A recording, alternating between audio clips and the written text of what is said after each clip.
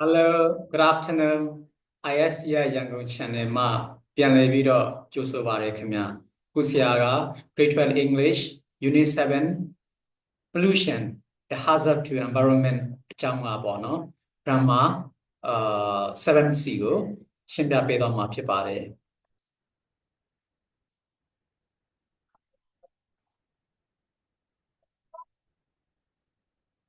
အဲ့တော့ပထမ video clip မှာနော်ဟွာဟာရှင်းပြပြီးတော့ပြီနော်အဲ့တော့အခုဆရာရှင်းပြမယ့်ဟာကတော့လေ့ကျင့်ခန်းတွေပေါ့နော်အဲ့တော့လေ့ကျင့်ခန်းမှာပါလေ D rewrite the following sentence set using the linking words given in brackets အဲ့တော့ခွင်းထဲမှာပေးထားတဲ့နော်စကားဆက်စကားလုံးတွေကိုအသုံးပြုပြီးတော့အောက်ကပေးထားတဲ့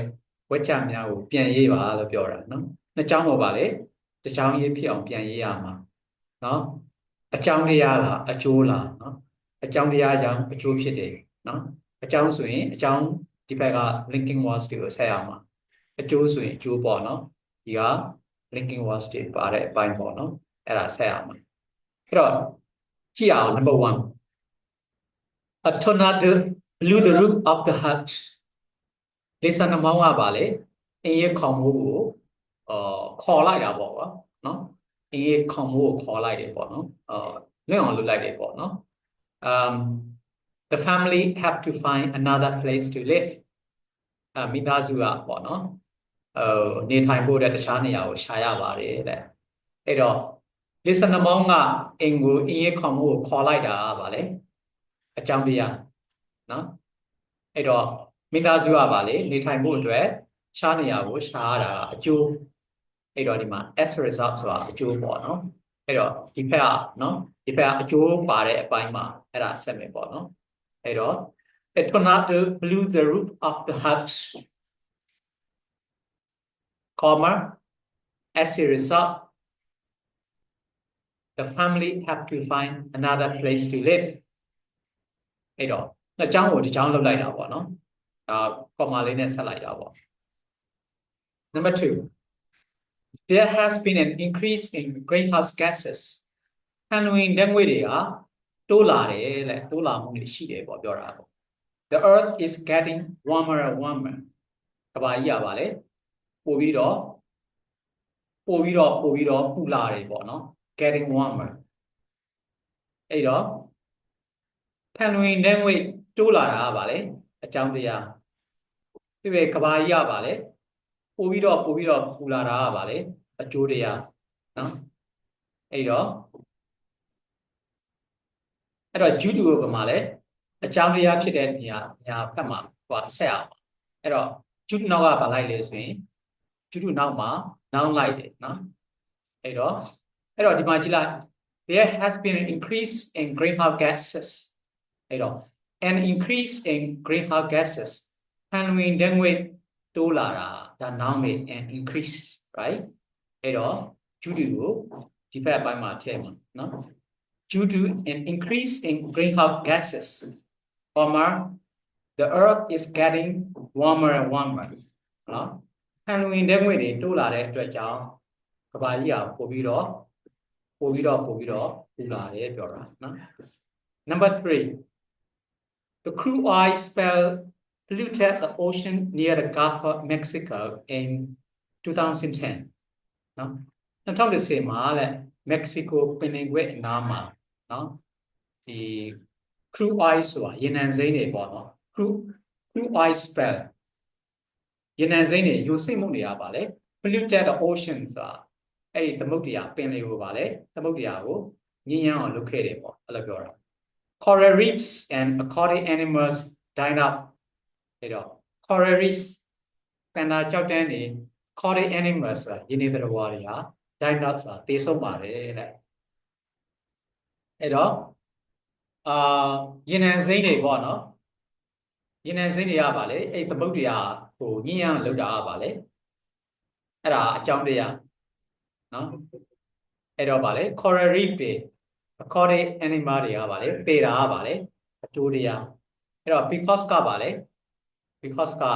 နော်အကြောင်းတရားဖြစ်တဲ့ဟာပဲဆက်ရမှာပေါ့အကြောင်းတရားကပါလေ the crude oil spill polluted the ocean near the Gulf of Mexico ဆိုတာဒီနေရာ because ဆက်ရမယ်ပေါ့နော်အဲ့တော့ because ကိုရှေ့ကရေးလေးရတယ်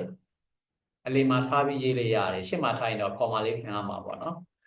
အဲ့တော့အလေးမှာပဲရေးလိုက်မယ်နော်ဘယ်လိုပဲရေးအဲ့တော့ဒီမှာ coral reefs and coral animals died up because the crude oil spill polluted the ocean near the Gulf of Mexico in 2010. Number 4. The meat we ordered was cheaper than expected. The meat we ordered. ငါတို့မှာလိုက်တဲ့စားစာတွေဟာ was cheaper than expected. မျှော်လင့်ဒီထက်ပိုပြီးတော့ဈေးချိုတယ်ပေါ့နော် We have an extra money for dessert. ဗါလေအချိုပွဲအတွက်ငါတို့မှာဗါလေအပိုငွေတွေရှိတယ်ပေါ့အဲ့တော့ဗါလေငါတို့မှာလိုက်တဲ့အစားအစာဟာငါတို့ထင်ထားတာထက်ဈေးချိုတဲ့ဟာဗါလေအကြောင်းတရားနော် We have an extra money for dessert ဗါလေအချိုပွဲအတွက်ငါတို့အပိုငွေရှိလာတာဗါလေအကျိုးတရားအဲ့တော့ as a result ဆိုတာအကျိုးတရားပေါ့အကျိုးတရားဆိုရင်ဒီဘက်အကျိုးတရားပါတဲ့ဘက်မှာဆက်အောင်နော်အဲ့တော့ the meat we ordered was cheaper than expected, comma as a result, comma we have extra money for dessert နော်ဒီဘက်ချက်မှာထည့်လိုက်တာနော် Number 5 Tuza completed the project successfully သူစားပါလေစီမံကိန်းကိုအောင်မြင်ပြီးခဲ့တယ်နော်She was promoted to manager ဒီမှာပါလေ manager အဖြစ်သို့ရာထူးတိုးမြှင့်လိုက်တယ်ပေါ့အဲ့တော့သူစားကပါလေစီမံကိန်းကိုအောင်မြင်ပြီးခဲ့တာကပါလေအကြောင်းတရားနော်သူမ manager ဖြစ်လာတာကပါလေအကျိုးတရားနော်အဲ့တော့ as a consequence အကျိုးတရားကြောင့်အဲ့ဆိုတော့ဒီဘက်အကျိုးတရားဘက်မှာဆက်အောင်ပါနော်အဲ့တော့ she was promoted to manager ဘက်မှာဆက်အောင်ပါအဲ့တော့Tuza completed the project successfully, comma, as a consequence, comma, she was promoted to manager. Right? Number 6. The weather forecast called for rain. Yadiru kamana vale, moyo so we are pure. He took his raincoat, vale, to a moga in you hear it, no? Ayo. ဂျာတိရုခံမနာပါလေမိုးရော်မေလို့ပြောတာပါလေအကြောင်းတရားအဲ့တော့သူကသူ့ရဲ့မိုးပါအင်းကိုယူလိုက်တာပါလေအကျိုးတရားပေါ့အဲ့တော့ consequently ဆိုတာပါလေအကျိုးတရားဖက်ကနေဆက်ရမှာနော် he took his raincoat ဖက်ကနေဆက်ရမှာ 7 Nila can play the drums well Nila ပါလေ drum ကိုကောင်းကောင်းတီးနိုင်တယ်ပေါ့နော် she was trained by professional drummer သူမပါလေတကယ်ကျွမ်းကျင်တဲ့ drum တဲ့လူတယောက်ကပါလေသင်တန်းပေးထားလို့ဖြစ်ပါတယ်လို့ပြောတာအဲ့တော့ဒီလာ drum ကိုကောင်းကောင်းတီးနိုင်တယ်ဆိုတာပါလေဒါအကျိုးတရားနော်သူမဘောပါလေကျွမ်းကျင်တဲ့ drummer တယောက်ကပေါ့နော် drum တီးခတ်သူတယောက်ကသင်တန်းပေးထားတာပါလေအကြောင်းတရားအဲ့တော့ because ကပါလေအကြောင်းတရားဖက်မှာဆက်အောင်ပါအဲ့တော့ဒီဖက်မှာ she was trained ဆိုတဲ့ဖက်မှာဆက်အောင်အဲ့တော့Nila can play the drum well because she was trained by professional drummer. Number 8. There was a heavy rain. Mojiji yoria chidebo. The roads were flooded. Vale? Edo land ya vale. Land you yilon morebo. Edo Mojiji yore ha vale. Mojiji yore ha jangria. No? အဲ့တော့လမ်းကိုရေလွှမ်းမှုတာအကျိုးတရားအဲ့တော့ as result also ပါလေအကျိုးတရားဒီမှာအကျိုးတရားဖက်ရနေဆက်အောင်ပါနော် as result of နော်အဲ့တော့အကျိုးတရားဖက်နေဆိုတော့ဒီမှာ as result of နေရာမှာပါထည့်အောင်ပါလေ as result of ဆိုရင် verb ဖို့လေးလိုက်တယ် noun လေးလိုက်တယ်ပေါ့နော်အဲ့တော့အကျိုးတရား okayအဲ့တော့ဗာထင်ပါလေဆိုရင်ဒီမှာ the flooded roads နော်အဲ့တော့အဲ့မှာ there was a heavy rain as a result of the flooded roads, right? Roads ကိုဒီမှာ flooded roads ပြောလိုက်ပေါ့ယူလွှမ်းမိုးတဲ့နော်ယူလွှမ်းမိုးတဲ့လမ်းတွေရှိတဲ့အတွက်ကြောင့်ပါလေမိုးကြီးကြီးမားမားရှိခဲ့တယ်ပေါ့နော်အဲ့လိုပြောတာ number 9သူတာ work hard သူတာပါလေအလုပ်ကြိုးစားခဲ့တယ် he passed exam with a flying color သူကပါလေသူရဲ့စာမှုကိုပါလေcomputer နဲ့အောင်ခဲ့တယ်ပေါ့ flying colors အဲ့တော့သူတာဟာစာကြိုးစားတာပါလေ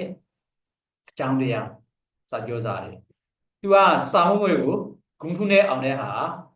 ကြိုးတရားအဲ့တော့ because of ဆိုပါလေအကြောင်းတရားဖက်ကနေဆက်ရတာနော်အကြောင်းတရားဆက်ရတာအဲ့တော့ because of နောက်မှာလည်းပါလိုက်လေ verb for သို့မဟုတ် verb for သို့မဟုတ် noun လိုက်တယ်ပေါ့အဲ့တော့ because of နော်ဘာလို့ဆိုရင် working hard ဖြစ်လို့ရတယ် because of working hard ကောမှာအဲ့တော့သူတဒီမှာ he နေရာမှာပါလေသူတထည့်လိုက်ပေါ့သူတ pass exam with a flying colors ဆိုတော့အတိတ်ပဲတူတော့တယ်စူးစမ်းခဲ့တဲ့အတွက်ကြောင့်သူတပါလေစာမွေးပွဲကိုဂုဏ်ထူးတွေနဲ့အောင်ခဲ့တယ်နော်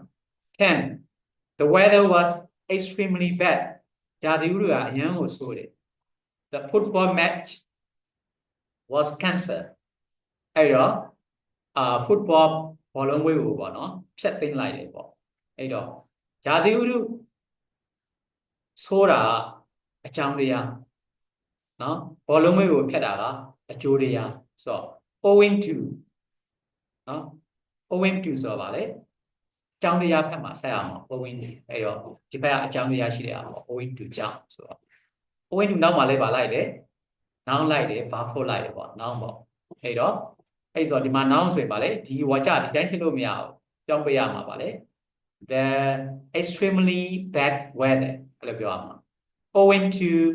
the extremely bad weather နော်အထူးပြုတာလေ noun တွေကိုနော် adjective တွေကအထူးပြုတယ်ပေါ့ adverb တွေနော် comma the football match was cancelled ပါလေဘောလုံးပွဲကိုဖျက်သိမ်းလိုက်ပါတယ်နော်ဆရာကအဲ့လို video clip တွေကိုနော်ခံလိုက်တင်သွားမှာဖြစ်တဲ့အတွက်ဆရာရဲ့ YouTube channel တွေကို subscribe လုပ်ထားဖို့ပြောဆိုလိုပါတယ် bye bye thank you